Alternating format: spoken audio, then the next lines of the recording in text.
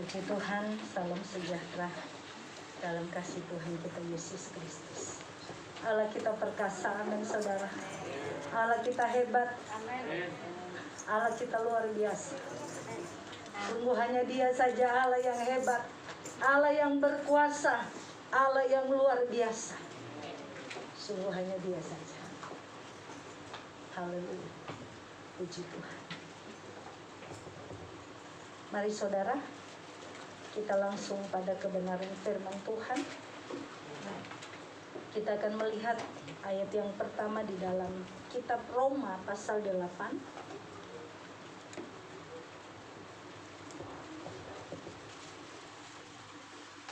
Kitab Roma pasal 8 ayatnya yang ke 29 sampai ayatnya yang ke-30. Saya memberi tema firman Tuhan pagi hari ini, restorasi. Kitab Roma pasal 8 ayat 29 sampai ayatnya yang ke-30. Kembali kita bangkit berdiri membaca ayat pertama dalam firman Tuhan pagi hari ini. Mari kita baca secara bersama-sama di dalam kitab Roma pasal 8 ayat 29 sampai ayatnya yang ke-30. Semua sudah dapat kita baca bersama-sama. 1, 2, 3. Sebab semua orang yang dipilihnya dari semula, mereka juga ditentukannya dari semula untuk menjadi serupa dengan gambaran anaknya, supaya ia, anaknya itu, menjadi yang sulung di antara banyak saudara. Dan mereka yang ditentukannya dari semula, mereka itu juga dipanggilnya. Dan mereka yang dipanggilnya, mereka itu juga dibenarkannya. Dan mereka yang dibenarkannya, mereka itu juga dimuliakannya. Amin. Amin. Kalau saya mengganti dengan kata saya di ayat terakhir, saudara. Dan saya yang ditentukannya dari semula, saya itu juga dipanggilnya. Dan saya yang dipanggilnya, saya itu juga yang dibenarkannya. Dan saya yang dibenarkannya, saya itu juga yang dimuliakannya. Amin, saudara. Saya mengambil judul khotbah pagi hari ini, restorasi. Restorasi dalam Kamus Besar Bahasa Indonesia itu artinya kembali, dikembalikan ke keadaan awal, dipulihkan seperti semula. Beda dengan renovasi ya. Renovasi itu perbaikan, belum tentu kembali ke asal yang semula. Tetapi berbicara soal restorasi, artinya keadaan itu dipulihkan seperti pada awalnya. Keadaan itu dikembalikan seperti pada awal. Nah saudara dan saya harus betul-betul menyadari bahwa zaman yang sedang saudara dan saya lewatin ini, yang sedang kita jalani ini adalah zaman akhir. Kalau Chailir Anwar, ya, dia dengan puisinya, aku mau hidup 1000 tahun lagi. Kita nggak tahu, saudara. Tapi kalau kita meruntut keadaan zaman sesuai dengan kebenaran firman Tuhan, saudara, tanda-tanda kedatangan Tuhan sekalipun kita tidak pernah tahu itu kapan, tetapi itu sudah semakin dekat, sudah semakin nyata. Dan saudara harus mengingat baik-baik apa tujuan hidup kekristenan kita. Apa goal yang harus kita capai. Semua orang Kristen pasti sepakat tujuan hidup kekristenan adalah surga. Amin. Amin. Kan hanya ada 2 pilihan di akhir kehidupan manusia. Surga atau neraka. Anak sekolah minggu bilang, di dalam dunia ada 2 jalan, lebar dan sempit, mana kau pilih? Yang lebar api neraka, jiwamu mati binasa. biasa, tapi yang sempit. Nah, itu saudara. Tapi saya mau katakan begini, surga bukan sekedar goalnya, tetapi sesungguhnya tujuan kekristenan kita, tujuan Allah datang ke dunia ini, Yesus Tuhan datang ke dunia ini bagi setiap manusia yang percaya dan mengikut Dia sehingga disebut sebagai orang Kristen. Goalnya adalah kembali menjadi serupa dan segambar dengan Tuhan. Amin. Surga itu tempat, saudara.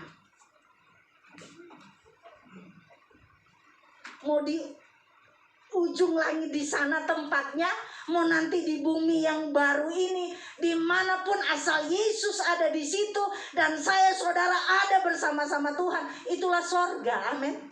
Amin. Bahkan saya percaya kalau dalam hidup saya ada Yesus bersama saya menikmati surga. Kalau dalam rumah tanggamu ada Yesus, rumah tanggamu jadi surga. Kalau dalam pekerjaanmu ada Tuhan, pekerjaanmu jadi surga, saudara. Amin. Amin. Amin. Surga bukan tujuan, tapi ingat baik-baik, tujuan Tuhan datang ke dunia ini menjadikan kita anak-anak Tuhan, orang Kristen, adalah kita dan Tuhan menjadi satu kembali. Sama seperti ketika di awal, ketika Tuhan berfirman pada Kejadian 1 ayat 26, dikatakan demikian, saudara. Berfirmanlah Allah, baiklah kita menjadikan manusia menurut gambar dan rupa kita, supaya mereka berkuasa atas ikan-ikan di laut dan burung-burung di udara, dan atas ternak dan atas seluruh bumi dan atas segala binatang melata yang merayap di bumi. Maka Allah menciptakan manusia itu menurut gambarnya. Menurut gambar Allah diciptakannya dia, laki-laki dan perempuan diciptakannya dia. Kita loncat di pasal 2 ayat yang ke-7. Ketika itulah Tuhan Allah membentuk manusia itu dari debu tanah dan menghembuskan nafas hidup ke dalam hidungnya. Demikianlah manusia itu menjadi makhluk yang hidup. Saudara, Tuhan katakan Dia menciptakan Adam segambar dan serupa dengan Allah. Artinya begini, saudara. Bagaimana kelihatannya Allah, seperti itulah kelihatan manusia, Adam, pada waktu itu. Amin. Bagaimana rupanya Allah yang adalah roh tertuang di dalam Adam yang jadi manusia, dibuat jadi manusia. Sama dengan istilah like father, like son. Kalau Devon ini tumpek blek kayak Pak Lukas, maka orang akan lihat, oh Devon ini Lukas Cili, mirip. Atau kalau saudara lihat anak kembar itu si Vanka Vinka, itu mirip banget ya. Saya sampai sekarang tidak bisa membedakan mana Vanka mana Vinka, saking miripnya. Seperti rupa Vanka, demikianlah rupa Vinka, sama persis. Dari awal Allah menciptakan manusia sama, serupa, segambar. Bagaimana Allah, demikianlah manusia. Saya mau katakan begini, bagaimana hidup Allah, demikianlah hidup manusia. Amin. Amin. Gak heran ketika waktu itu di Taman Eden terciptalah keharmonisan Allah dan manusia. Bahkan ketika Adam dan Hawa sudah jatuh di dalam dosa, mereka masih memiliki sisa-sisa kepekaan roh. Bahkan ketika langkah kaki Allah pun mereka bisa tahu bahwa itu apa. Orang katakan ini, iya karena waktu itu kan gak ada orang lain. Jangan lupa banyak ada binatang waktu itu ya. Langkah kaki binatang ada. Tetapi bagaimana manusia bisa tahu bahwa itu langkah kaki Allah? Karena mereka bersama-sama setiap waktu dalam kekekalan pada zaman itu. Bagaimana manusia segambar dan serupa Allah itu menjadi hidup, yaitu ketika Allah menghembuskan zoe, nafas hidup itu ke dalam hidup manusia.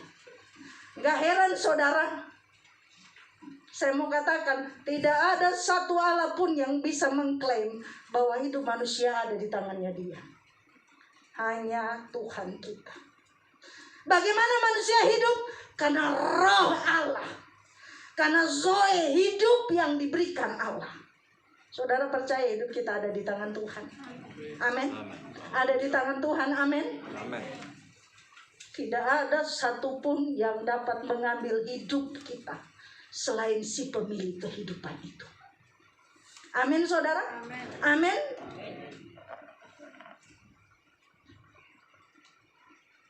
Sehingga berulang-ulang saya katakan, bahkan itu menjadi moto daripada jemaat.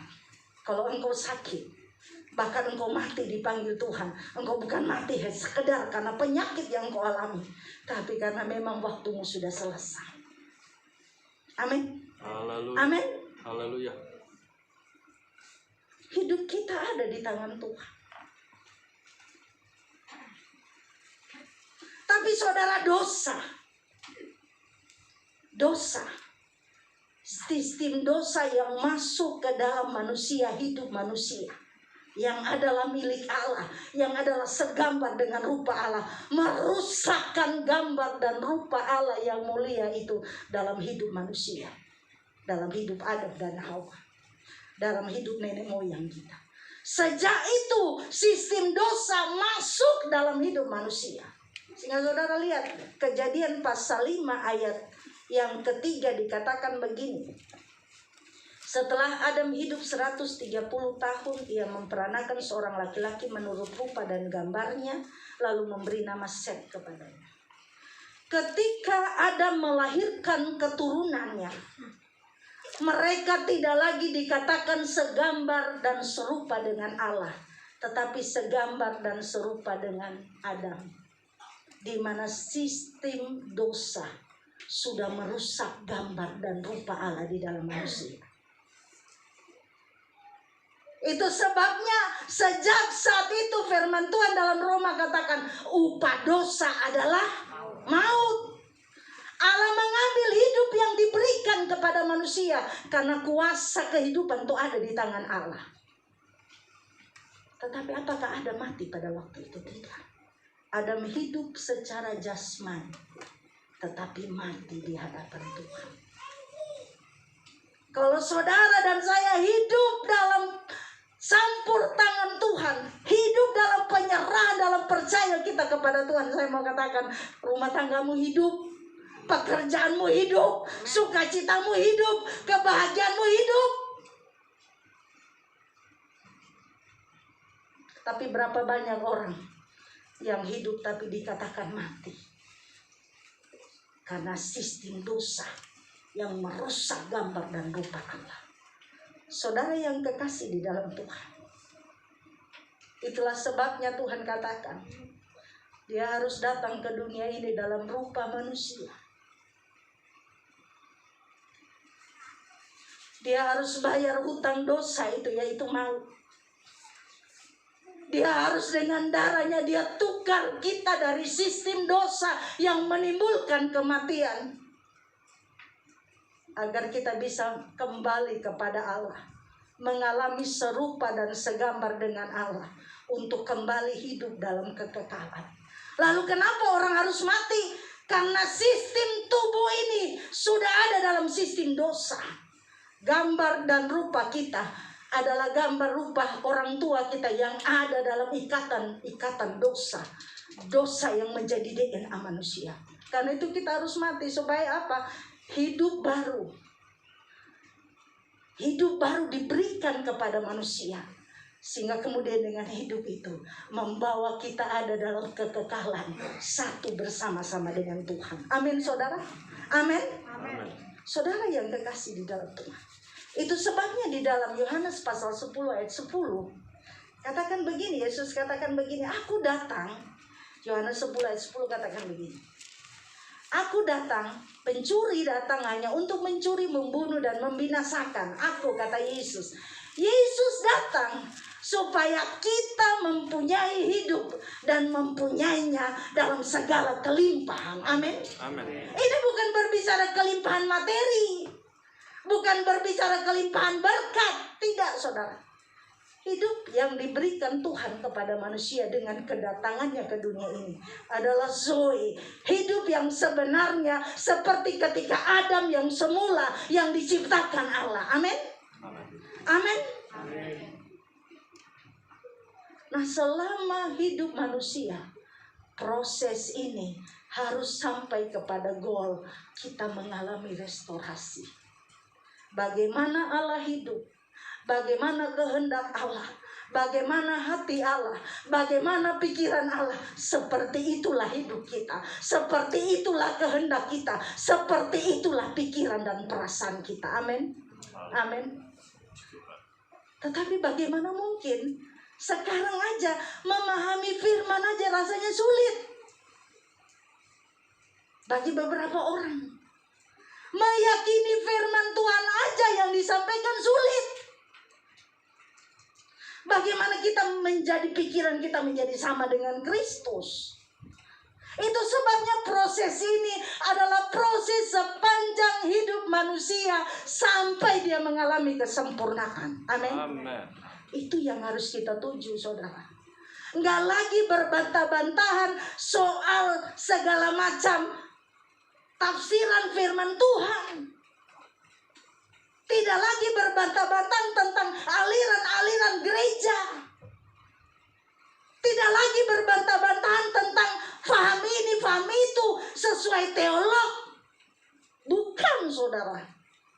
Tujuan kita yang harus betul-betul kita sadari bahwa kita akan sampai bagaimana Allah hidup, bagaimana pikiran perasaan hati Allah itu juga menjadi pikiran perasaan dan hidup kita sebagai anak-anak Tuhan. Amin, saudara. Di mana pada waktu itu kembali terjadi keakraban yang konsisten, di mana ada Allah dan manusia itu berjalan bersama-sama. Saya pernah bawa khotbah tentang Henok yang walk with God, berjalan bersama-sama Allah sepanjang 100 berapa puluh tahun, sehingga dia tidak alami kematian dan dia diangkat naik ke sorga. Karena apa? Henok terus berjalan bersama-sama Allah. Berapa tuh umur Henok waktu itu? Ini yang harus kita pahami. Ini proses bagaimana caranya kita sampai pada kembali segambar dan serupa dengan Allah. Proses ini dimulai dengan Yesus katakan di dalam Yohanes 3 ayat 16. Karena begitu besar kasih Allah akan seisi dunia ini, karena itu dia mengaruniakan anaknya yang tunggal, supaya barang siapa yang percaya dia akan menerima hidup yang kekal. Itulah Zoe. Itulah hidup yang pertama kali diberikan Allah kepada hidungnya Adam. Hidup yang sesungguhnya. Saudara yang kekasih di dalam Tuhan, hidup dalam percaya. Lalu apakah cuma sekedar kita percaya? Ibrani katakan, iman tanpa perbuatan adalah sia-sia. Bukan perbuatan saudara melakukan perbuatan secara manusiawi, tetapi iman dan perbuatan ini adalah perbuatan di dalam Tuhan, melakukan kehendak firman. Dan salah satu cara yang diberikan Tuhan kepada manusia untuk manusia mengalami perubahan hidup, untuk nanti sampai kepada kembali direstorasi menjadi segambar dan serupa Allah, saya angkat adalah satu, ibadah. Ketika bangsa Israel dipilih Allah menjadi umat kesayangan Tuhan, ada satu prinsip, ada satu aturan ketat bagaimana bangsa Israel jumpa dengan Allah, yaitu melalui ibadah. ibadah bangsa Israel sangat identik dengan korban persembahan. Itulah sebabnya ada kemah sembahyang, pola dari Tuhan yang diberikan kepada bangsa Israel. Dan pola itu disempurnakan oleh Yesus pada zaman perjanjian baru, di mana tidak ada lagi korban persembahan berupa binatang-binatang, hewan binatang, tetapi korban sekali seumur hidup adalah korban darah Yesus di kayu salib. Amin, saudara. Dengan darah itulah jadi password kita ketika kita masuk ke ruang kudus dan ruang maha kudus dengan tanda darah. Firman Tuhan katakan, Ibrani katakan, dengan penuh keberanian kita mendekat ke tahta kemuliaan Tuhan dengan tanda darah. Korban satu-satunya selama-lamanya, yaitu korban Yesus di kayu salib. Tetapi saudara, pagi hari ini saya mau bawa kita dalam bagian-bagian ibadah yang membawa kita masuk dalam persekutuan, sehingga kita terus bersama-sama dengan Tuhan, mengenal Tuhan lebih dalam, hidup dekat dengan Tuhan seumur hidup kita, sehingga goal kita sampai. Kita lihat dulu dalam 1 Tawarik pasal 28. 1 Tawarik pasal 28 ayatnya yang ke-9. Firman Tuhan katakan begini, 1 Tawarik 28 ayat 9. Ini kata Daud kepada anaknya Salomo. Daud katakan begini, dan engkau anakku Salomo, kenallah Allahnya ayahmu. Kenal Allahnya ayahmu itu Allahnya Daud. Dan beribadahlah kepadanya dengan tulus, ikhlas, dan rela hati. Sebab Tuhan menyelidik segala hati dan mengerti segala niat dan cita-cita. Jika engkau mencari Dia, maka Ia berkenan ditemui olehmu. Tetapi jika engkau meninggalkan Dia, maka Ia akan membuang engkau selamanya. Amin, saudara. Amin. Amin. Ketika minggu kemarin ya, dalam ibadah, entah ibadah 1 atau 2, saudara, kita betul-betul menikmati suasana Roh Allah bekerja. Hati kami suami istri tersentuh kepada anak-anak muda, apalagi mereka yang altar call di depan. Saya tahu di zaman sekarang ini ada kekhawatiran yang dialami oleh anak-anak muda kita. Bagaimana masa depan kita? Tetapi dorongan Roh Allah kuat di dalam hati saya. Saya salurkan itu dalam penumpangan tangan. Saya berdoa bagi mereka, bahwa selama engkau mencari Tuhan dalam ketulusan, keikhlasan, dan kerelaan hatimu, maka Tuhan Dia berkenan engkau temui. Dan Dia tidak akan meninggalkan engkau selamanya. Amin. Amin. Amin. Saya tidak tahu kenapa, tapi hari-hari ini itu yang Tuhan teguhkan di hati saya. Sampaikan, teruskan kepada jemaat, selama kita mencari Tuhan, Tuhan berkenan engkau temui, dan Dia tidak akan pernah meninggalkan engkau.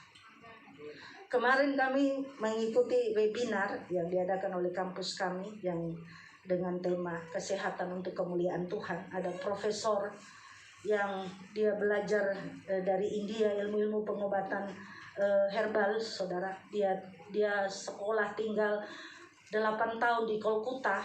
Dia mempelajari tentang virus corona ini, dia mempelajari tentang daya tahan tubuh manusia, dia pelajari tentang pengobatan herbal.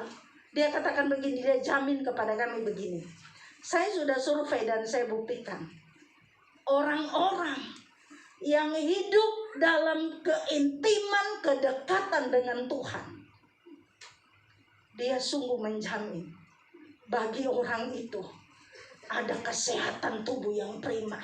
Tuhan menjaga dia dari virus-virus berbahaya yang ada di sekitar kita. Dan saya imani itu, saudara. Saudara mau imani itu? Saudara mau imani? Saya tetap memegang teguh bahwa ada perbedaan antara orang-orang yang beribadah kepada Tuhan dan mereka yang tidak beribadah, atau mereka yang beribadah tanpa ketulusan, keikhlasan, tanpa kerelaan hati. Kita lanjut. Ini yang dikatakan Daud kepada Salomo sebelum pembangunan bait suci. Ini pesan Daud sebelum dia menutup mata saat pembangunan bait suci Allah. Kenalah Allahnya ayahmu dan apa? Beribadahlah. Cara bangsa Israel mengenal Allahnya adalah lewat ibadah. Cara saudara dan saya kenal Tuhan adalah dalam ibadah. Apa artinya ibadah? Ketika manusia mencari jalan, ketika manusia berusaha untuk mendekati Tuhan dalam kekudusan. Kita tidak berbicara lagi tentang kemah sembahyang, di mana di sana ada korban-korban persembahan. Tetapi apa yang ada dalam ibadah? Yang ada di dalam ibadah pertama, ada pujian, penyembahan yang dinaikkan. Coba kita lihat saudara, di dalam 2 Tawarik pasal 5 ayat 12 dan 14 sampai 14. 2 Tawarik pasal 5 ayat 12 sampai 14. Demikian saudara bunyi firman Tuhan. Saudara perhatikan baik-baik. Demikian pula para penyanyi, orang Lewi semuanya hadir, yakni Asaf, Heman, Yedutun. Ini mereka suku-suku Bani Lewi yang bertugas untuk puji-pujian, bunyi-bunyian di kemah sembahyang. Yedutun beserta anak-anak dan saudara-saudaranya. Mereka berdiri di sebelah timur mesbah, berpakaian lenan halus, berbicara kekudusan dan dengan ceracap, gambus, kecapi, bersama-sama 120 imam peniup nafiri. Next. Lalu para peniup nafiri dan para penyanyi itu serentak memperdengarkan paduan suaranya untuk menyanyikan puji-pujian dan syukur kepada Tuhan. Mereka menyaringkan suara dengan nafiri, ceracap, dan alat-alat musik sambil memuji Tuhan dengan ucapan, sebab Ia baik, bahwasanya untuk selama-lamanya kasih setianya. Pada ketika itu, perhatikan baik saudara, rumah itu, yaitu rumah Tuhan, dipenuhi awan. Next. Sehingga imam-imam itu tidak tahan berdiri untuk menyelenggarakan kebaktian oleh karena awan itu. Sebab kemuliaan Allah, Shekinah Gloria, memenuhi rumah Tuhan. Saudara bisa bayangkan saat itu? Bukan main-main saudara. Para imam, para Bani Lewi, sebelum mereka menyelenggarakan ibadah kebaktian itu, mereka menyucikan diri, mereka menguduskan diri. Ketika mereka sudah kudus, baru mereka menyelenggarakan kebaktian. Dan saudara lihat, ketika serentak ada musik, ada pelayan altar, tim worship dan leader, serentak membunyikan musik dan menyanyi bagi Tuhan. Dan apa dikatakan? Mereka menyanyi dengan suara nyaring, kedengaran. Dan mereka lakukan itu. Apa yang terjadi saudara? Awan kemuliaan Tuhan turun memenuhi bait sucinya Allah. Apa yang Tuhan mau dari pujian penyembahan kita? Lakukanlah dalam kesungguhan hati kepada Tuhan. Lakukanlah dalam kekudusan yang Allah berikan bagi kita. Lakukanlah dengan segenap hati. Sekarang banyak orang keliru, saudara. Orang datang ibadah bukan mau menyenangkan Tuhan, tapi mau menyenangkan diri sendiri. Mau feel-nya itu tersentuh. Karena itu gereja-gereja kecil yang gak full musik, sorry, ditinggal. Orang-orang cari apa? Full musik, apalagi dengan gebiar-gebiar lampu sorot, lampu disco ya. Kemudian ada gebrak, tiba-tiba ada alunan piano dan feel-nya orang itu aduh luar biasa. Luar biasa lo musik di situ. Luar biasa lo tim BL di situ. Luar biasa lo PNW di situ. Tapi ketika dia pulang, kembali dia merasakan merana, gelisah. Kenapa? Karena dia datang beribadah dalam pujian penyembahan. Dia mau feel-nya, soul-nya disentuh. Bukan dia menyentuh hatinya Allah. Terbalik, saudara. Terbalik. Karena itu datang dalam pujian penyembahan, jangan jadi penonton. Menyanyilah dengan nyaring, menyanyilah dalam kesungguhan. Saya ingat dulu lagu ini, lagu kesukaannya Yud zaman-zaman Mas Didit. Mana orang yang tidak ada? Mereka suka nyanyi lagu begini. Henry juga tidak ada ya. Zaman itu yang tersisa siapa? Tidak ada, belum ada hari. Oh, ada Tania. Mereka suka nyanyi begini, masih ingat? Memujimu. Mas Lukas Putri masih ingat? Lewat suaraku terasa cukup bagiku. Tahu kelanjutnya? Namun semua ternyata lebih yang ku kira. Ku hanya peduli hatiku. Ku tak mau tahu rindumu. Tak cukup hanya ku menyanyi, mengangkat suara untuk memuji. Hidup memberi diri kepadamu, itu kerinduanmu, dan seterusnya. Ini yang harus diperbaiki dalam ibadah anak-anak Tuhan. Kalau engkau sedih, kalau engkau susah, jangan cari penghiburan dalam pujian penyembahan. Engkau mencuri kemuliaan Allah. Tapi kalau engkau sedih, kalau engkau susah, kalau engkau sedang kecewa, kalau engkau sedang kepahitan, datang dengan segenap hati. Saya mau beri pujian saya buat Tuhan. Firman Tuhan dalam Mazmur 103 katakan, pujilah Tuhan dan jangan lupakan kebaikannya. Kenapa Allah minta pujian penyembahan dari anak-anak Tuhan? Bukan Allah suka dipuji, jauhkan itu dari pikiran kita. Kata orang Sulawesi, bukan Allah makan puji. Kata orang Ambon, Tuhan teramakan puji. Bukan, saudara. Tapi apa yang Tuhan mau dari pujian penyembahan kita? Ketika keegoan manusia ditundukkan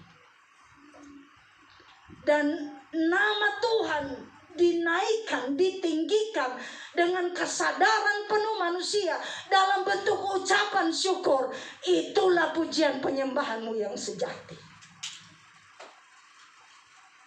Tidak mudah, saudara, untuk keegoan manusia direndahkan serendah-rendahnya dan hanya nama Tuhan yang ditinggikan.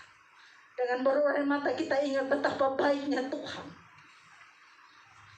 Tahu apa yang paling khas bagi orang sombong? Tahu apa, saudara? Nggak tahu mengucap terima kasih. Benar ya? Ya, ada orang sombong yang mengucap terima kasih. Oh, nah, matur nuwun ya nayo. Sudah ditanya. Bahkan kalau belum kasih dia duit, itu sombong, saudara.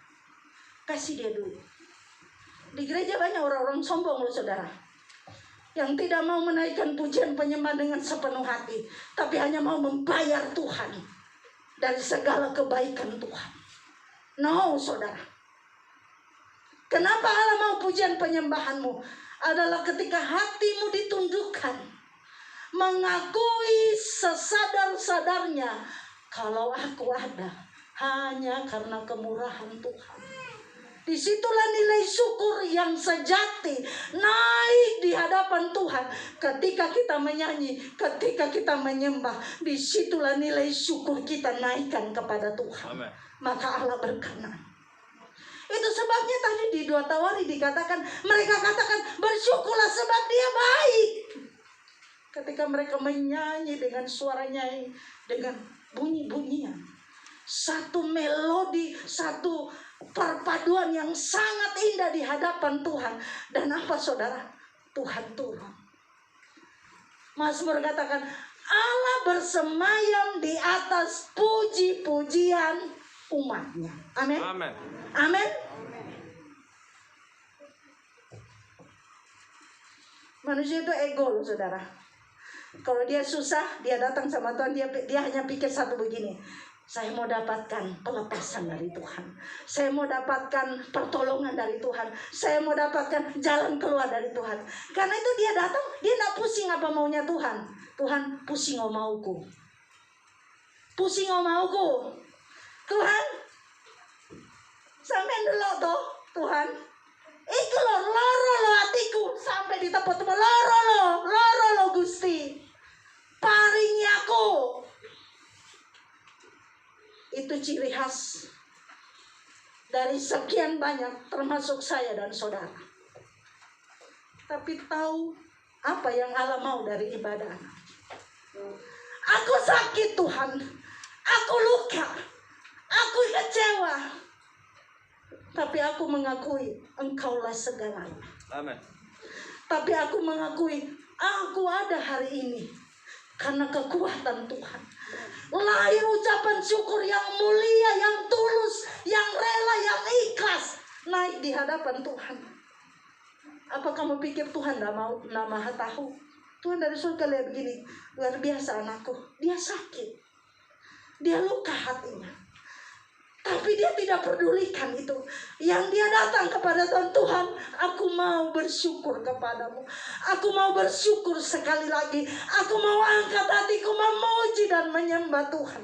Saudara tahu, itulah yang paling menyenangkan hati Tuhan. Tinggal Tuhan turun bagi saudara dan saya. Tatanya ada atas puji-pujian kita. Dan pada saat itulah Roh Allah klik kembali dengan roh manusia yang asalnya daripada Allah. Roh Allah klik dengan zoe hidup yang Allah berikan bagi kita. Pada saat itulah persekutuan terjadi. Persekutuan bukan saudara datang di gereja, apalagi saudara yang tidak pernah mau datang ke gereja. Persekutuan datang ketika persekutuan terjadi, kita roh Allah menyatu dengan roh manusia yang adalah asalnya daripada Tuhan. Disitulah pengenalan terjadi. Disitulah Yohanes 16 katakan, Roh Allah mengingatkan akan dosa, Roh Allah mengajarkan akan kehendak Allah, Roh Allah mengisyapkan kita akan kesalahan. Disitulah terjadi, saudara. Pengenalan itu terjadi karena yang mengajar sendiri adalah Roh Allah kepada roh hidup yang Tuhan berikan bagi kita. Kalau itu terjadi, kalau itu terus terjadi dalam ketekunan, saudara tahu apa yang terjadi? Roh Allah yang klik dengan roh manusia yang dari Allah mengikis sistem dosa yang bercokol dalam hidup manusia. Amin. Katakan amin. Haleluya. Mengikis sistem dosa. Kalau terus kita ada dalam persekutuan, roh Allah klik dengan roh manusia yang asalnya daripada Allah. Disitulah terjadi perubahan. Disitulah terjadi pemulihan. Disitulah terjadi engkau diubahkan. Saya diubahkan menjadi hidup yang baru. Di mana Allah bertahta, Allah berkuasa, Allah berotoritas atas hidup saudara dan saya.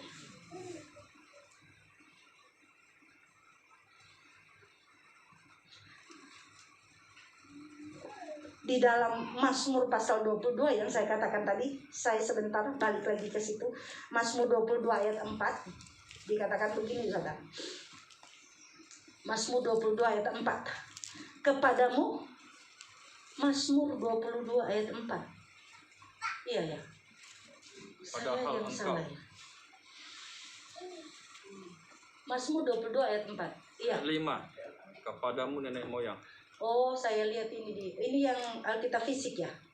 Padahal engkaulah yang kudus, yang bersemayam di atas puji-pujian orang Israel. Yang tadi saya katakan di 2 Tawarik, ketika mereka menyanyi dan Shekinah Gloria turun. Ini yang terjadi, saudara. Allah bersemayam di atas puji-pujian. Kata asli bersemayam itu bahasa Inggrisnya inhabit. Artinya tinggal. Roh Allah, pribadi Allah tinggal di dalam kita. Disitulah terjadi persekutuan. Sehingga saudara jangan diubah.